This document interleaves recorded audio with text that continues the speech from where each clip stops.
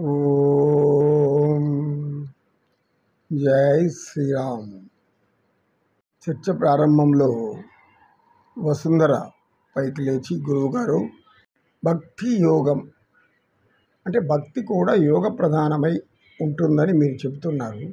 అంటే భక్తి యోగం, కర్మయోగం, జ్ఞానయోగం, రాజయోగం ఇలా అనేక రకాల యోగాలు ఉన్నాయి కదా. మరి వీటన్నిటి సారాంశం ఏమిటి? ఇవి వేరువేరుగా ఉంటాయా, లేదా వీటిలో ఉండేటువంటి జ్ఞానమంతా ఒకే రూపం దాల్చి ఉంటుందా అని అడిగింది. భక్తి అనేది భగవంతుని సన్నిధికి చేరేదానికి మొదటి మెట్టు భక్తి లోపల కలగాలి. భక్తి కలగడానికి ముఖ్యంగా కావాల్సింది ఏమంటే దైవ జ్ఞానం, దైవం యొక్క శక్తి, దైవం యొక్క సకల గుణగణాలు. భక్తికి మించిన శక్తి లేదు. భక్తి యోగం అనేది భక్తులు భగవంతుని ఎలా ప్రేమిస్తారు, భగవంతుని ఎలా ధ్యానిస్తారు, ఆయనతో ఎలా లయమవుతూ ఉంటారు అనేటువంటి ఇవన్నీ అంశాలు భక్తికి సంబంధించిన దాంట్లో ఉంటాయి. ఇదివరకే మీకు చెప్పి ఉన్నాను. ఇంటిలో బిడ్డ ఏడుపు వింటే తల్లి ఎక్కడున్నా పరిగెత్తుకుంటూ వచ్చేస్తుంది. ఎందుకంటే ఆ పసిపాప ఏడుపు ఆ తల్లి మనస్సుని, తల్లి పేగుని పట్టి లాగుతుంది. ఆ తల్లి ఆవేదన, అయ్యో బిడ్డ ఏడుస్తున్నాడు అని అంటూ పరిగెత్తుకుంటూ వచ్చి ఎత్తుకొని గుండెకి అతుక్కొని ఆకలి ఏమో అని పాలిస్తుంది. ఎలాంటి ప్రేమ? చెప్పను వీలు కానంతటి ప్రేమ. అంటే ఆ ప్రేమను వర్ణించడానికి ఇంకా వేరే ఏమీ లేదు. అంతటి అద్భుతమైనటువంటి ప్రేమ తల్లి బిడ్డది ప్రసవ సమయంలో. విధంగా బిడ్డ ఎందుకు ఏడుస్తాడో చాలామందికి తెలియదు. చిన్న వయసులో ఆ పసిపాప ఎందుకు ఏడుస్తుంది పురిటిలో బిడ్డ అంటే ఆకలి కన్నా కూడా ముఖ్యంగా తల్లి స్పర్శ కోసం ఏడుస్తుంది. ఆ తల్లి స్పర్శ, ఆ సువాసన, ఆమె నుండి వచ్చేటటువంటి ఒక అద్భుతమైనటువంటి ఆనందం ఆమె శరీరంలో ఉండే స్మెల్ని బట్టి, అంటే ఆ వాసనను బట్టి గ్రహించి, వాసన దగ్గర లేకపోయినట్లయితే తల్లి దూరంగా వెళ్ళిపోయిందేమో, నన్ను వదిలేసింది వెళ్ళిపోయిందేమో అనేటువంటి బాధతో అరుస్తాడు పసిపాప. ఇక్కడ ఇద్దరి మధ్య పసిపాపకి ఇది ప్రేమ అని తెలియదు. కాకపోతే ఆ స్పర్శ ఉండాలి, ఆ వెచ్చదనం ఉండాలి. ఆ తల్లి యొక్క ప్రేమ ఆ బిడ్డ మీద అలా నుమురుతూ ఉంటే, తలను అలా తాకుతూ ఉంటే, శరీరాన్ని అలా తాకుతూ ఉంటే ఆ పసిపాప చాలా ఆనందిస్తూ ఉంటుంది. ఇది జ్ఞానులు తెలుసుకున్నటువంటి రహస్యం. సహజంగా అనేక మంది ఏడుస్తూ ఉంటే ఎత్తుకొని ఓదారుస్తూ ఉంటారు. వేరే వాళ్ళు పరిగెత్తుకుంటూ వచ్చి వాళ్ళు ఎత్తి ఓదారుస్తారు, అలా బుజ్జగిస్తారు, పాట పాడతారు. ఎన్ని చేసినా ఆ పసిపాప ఏడుపు మానదు. తల్లి ఎత్తుకుంటేనే ఆ యొక్క సువాసన ఆ బిడ్డకు స్పర్శ తగిలి ఆ వెచ్చదనాన్ని ఆస్వాదించినటువంటి ఆ పసిపాప ఏడుపు ఆపుతుంది. లేసి అరిచేటప్పుడు ఒక రకమైనటువంటి ఏడుపు అది తల్లికి మాత్రమే అర్థమవుతుంది. నిద్రలో ఏదో పూర్వజన్మ సంస్కృతానుసరం ఏదో భయం వచ్చేటటువంటి కళలుంటే భయపడి ఉలిక్కి పడుతూ ఏడవడం, ఇవన్నీ కూడా తల్లి బాగా గమనిస్తుంది. అదే విధమైనటువంటి సంబంధమే భక్తుడికి భగవంతుడికి ఉన్నటువంటి సంబంధము.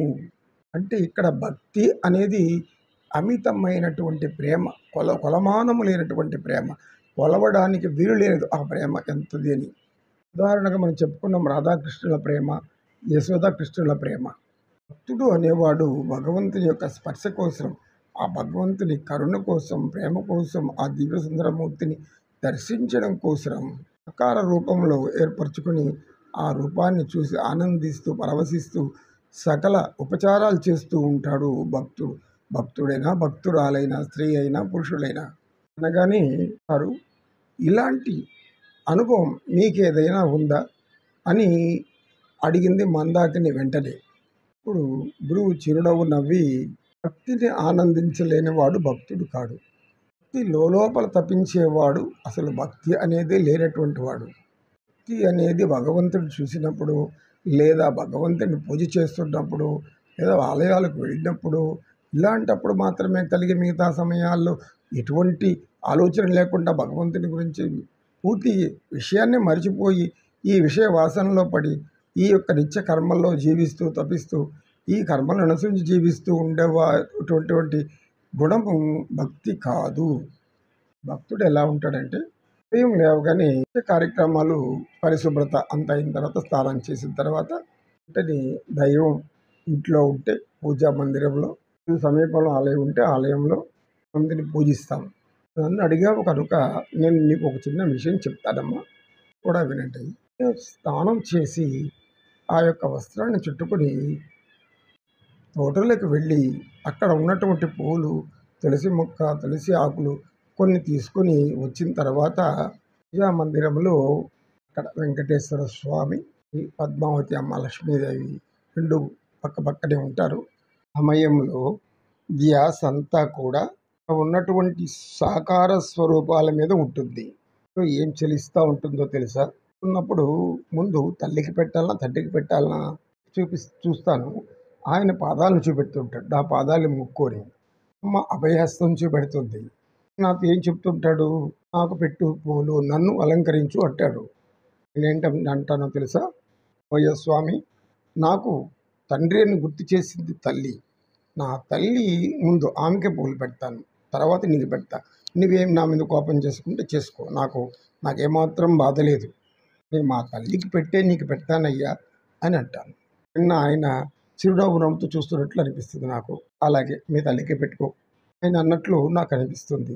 పెడుతున్నప్పుడు ఆమె ముఖంలో, ఆమె నవ్వులో ఆ చిరునవ్వు, ఆ ఆనందము, ఈ ప్రేమ ఇలా ఉంటుంది అని తెలియజేసే విధంగా హృదయానికి అలాగే ఒక శక్తి ఆకర్షిస్తున్నట్లుంటుంది. ఆ తల్లి ప్రేమ అంత అద్భుతము. అంటే తల్లి అనేది మొదటి గురువు, మొదటి దైవం. ఒక తల్లిని పూజించాలి నేను అనుకున్నప్పుడు ఈయన గుర్తుకొస్తాడు పక్కనే ఉంటే. లేదు కదా, నీకు అన్ని సమకూర్చింది, నువ్వు నన్ను కదా పూజించాలి ముందు అన్నట్లుగా అనిపిస్తుంది. అప్పుడు నేనేమంటాను? అన్నీ పూజించడానికి, నిన్నుకు అన్నీ చేయడానికి అన్నీ నాకు చేసిన, నేను నిన్ను పరిచయం చేసింది ముందు అమ్మే కదా అయ్యా. ఉపచారాలు చేయాలంటే ఉపచారం, ఉపచారం, ధూప నైవేద్యోపచారం, స్థానోపచారం ఇది చేస్తాను అని తల్లి పాదాల ముందు ఒక చిన్న పుష్పం పెట్టి ఆమె ముఖంలో చిరునవ్వు చూసాక నీకు చేస్తాను. అయితే నువ్వు నా మీద కోపం చేసుకోవడం నాకేం భయం లేదు అని అంటాను. ఆలోచిస్తూ ద్వంద్వాల మధ్య మనకు ఉన్నది ఒక శక్తి, ఆ శక్తి గురించి మాత్రమే తెలుసు, సృష్టికర్త ఒకరే అని ఇక్కడ పూజ విధానంలోకి వచ్చేసరికి అమ్మ కనపడుతుంది, అయ్య కనపడతాడు. ఎవరి పూజ ముందు చెయ్యాలి? నేను నాలోనే కొద్దిసేపు తర్కించుకుంటాను. ఆ తరువాత నేను చూసి పదాల మీద నాకు ముందు పెట్టు అన్నట్లు ఉంటుంది. లేదు లేదు లేదు, నువ్వు పెట్టమన్నా నేను నీకు పెట్టను, నేను ముందు మా అమ్మకి పెట్టి ఆ తర్వాత పెడతాను అంటాను. ఇంకా సంభాషించుకుంటూ నేను పూజ పెట్టి ఆ యొక్క పువ్వులన్నీ సమర్పించి ఆ తర్వాత పాత్రలో ఉన్నటువంటి చిన్న గరిటతో నీళ్ళు అలా 4 చుక్కలు ఉంచి, ఇటువంటి సమయంలో ఇద్దరు తప్పన హృదయంలో వేరే ఎవరు ప్రవేశించనీయకుండా నేను దానిని నియంత్రించి ఉంటాను. ఆ చిత్తాన్ని అనుభూతి చెందడమే భక్తి.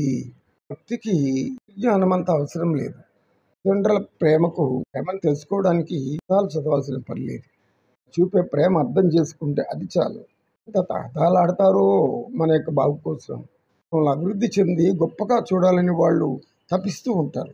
మేము కష్టపడకూడదు, చూడాలి, మిమ్మల్ని ఉన్నత వ్యక్తులుగా చూడాలి, ఉన్నత పదవిలో చూడాలి, ఇలా ఎన్నో కోరికలు తల్లిదండ్రుల్లో ఉంటాయి.